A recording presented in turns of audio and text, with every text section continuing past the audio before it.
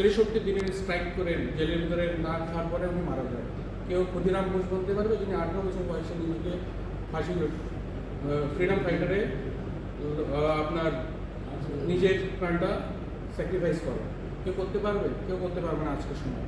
কেন কি আমাদের ছেলের ভিতরে এখানে দেখেন যারা এসছে তারা যে নিজের জাতি কিনে ভালোবাসে তারাই কিনে এসছে।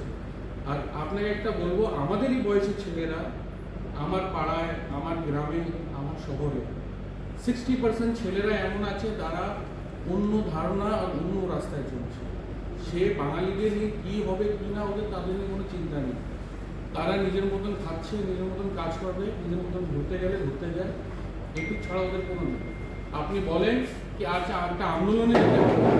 গতবার আমি দেখেছি, গতবার যখন আমাদের 20 অক্টোবরে আন্দোলন হলো, যত যুবকরা এসেছিল গ্রামের থেকে, দূরদূর থেকে, 30% অফ দ্যাট মেজরিটি, আপনাকে আমি বলছি, এটা বাধ্য হয়ে আমার বলা যাচ্ছে, সব ড্রিঙ্ক করে এসছে।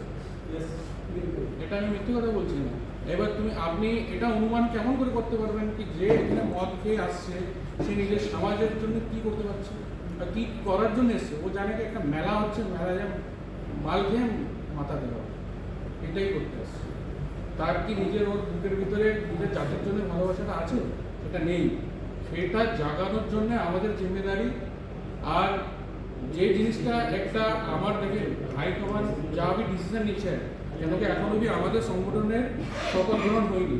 yani যেই নতুন আমাদের কারিগরি যারা অধিকারীরা এখন উপস্থিত হয়েছে তারা এখনো শপথ গ্রহণ করেনি। ততক্ষণ যারা ওরা শপথ গ্রহণ না করে তারা কোনো প্রোটেস্ট করার তার মানে আপনার কনস্টিটিউশন অধিকার নেই ওদের, যতক্ষণ শপথ না হয়। তা আমার বিচারে যদি ওনারা একটা পিসফুল প্রোটেস্ট যদি করতে চায় এসডিএমের ডিএম কোর্টের বাইরে, ওটা আমার প্রতি এখন বর্তমান ঠিক আছে।